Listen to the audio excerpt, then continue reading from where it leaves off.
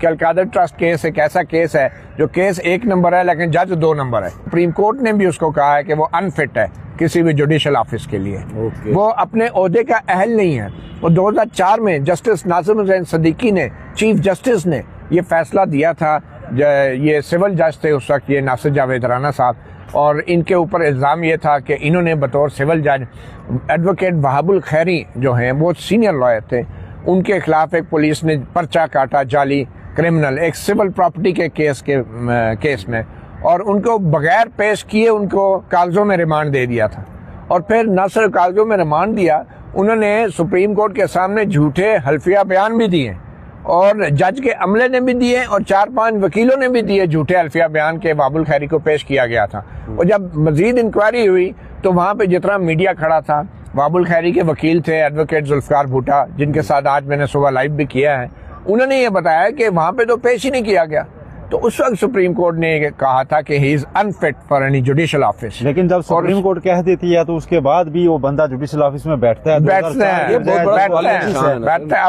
بھی تو اسی سسٹم نے کیا. آگے سنیں نا، انہوں نے پھر نظر ثانی کی درخواست دائر کی سپریم کورٹ میں کہ میرے خلاف یہ ججمنٹ جو ہے واپس لی جائے. وہ نظر ثانی کی درخواست بھی ڈسمس ہو چکی ہے. اور اس فیصلے میں سپریم کورٹ کے فائنلٹی اختیار جی ہاں، سپریم کورٹ کے اس فیصلے میں لاہور ہائی کورٹ کے افتخار حسین چودھری چیف جسٹس سے فواد چودھری اور فیصل چودھری کے چچا تھے، ان کو آرڈر دیا گیا تھا کہ ان کے خلاف انکوائری کی جائے، 3 مہینوں کے اندر انکوائری مکمل کی جائے، ان کے عملے کو سسپینڈ کیا جائے، اس کے عملے کے خلاف بھی کارروائی کی جائے، 4 مہینوں کے اندر یہ سارا کام مکمل کیا جائے. اور پھر جو وکیل ہیں، جو 5 جنہوں نے جھوٹا حلفیہ بیان دیا تھا، ان کے نام بھی آج میں نے پڑھے. ان وکیلوں کو کے خلاف بار کونسل کو لکھا تھا کہ ان کے خلاف کارروائی کی جائے اور 4 مہینوں کے اندر. آج کل وہ وکیل ہو سکتا ہے ان میں سے کوئی جج بن گیا ہو اور ان میں سے بڑے سینئر لائر ہوں گے. تو بارہ وہ نام تو ہم نے دیکھے، وہ بھی اب دیکھنے کی بات ہے. ایک اچھا آپ نے آئیڈیا دیا ہے.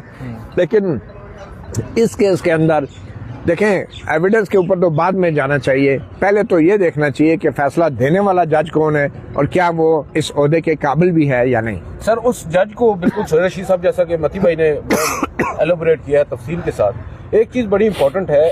ہم جج کا جو کنڈکٹ ماضی میں رہا ہے اس کو تو دیکھ ہی رہے ہیں، مگر اس پرٹیکولر کیس کے اندر جج صاحب کی جانب سے جس طرح کی ڈسکرپنسیز سامنے آئی ہیں، جو فیصلہ نہ سنانا، 17 کو آپ تاریخ دے رہے ہیں، 23 کو آپ تاریخ دے رہے ہیں، 6 کو آپ تاریخ دے رہے ہیں، 13 کو آپ تاریخ دے رہے ہیں، 17 کی، اور آج آپ نے فائنلی فیصلہ سنا دیا ہے.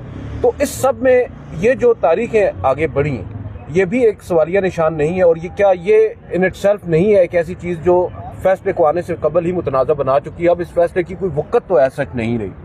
دیکھیں، ناصر جاوید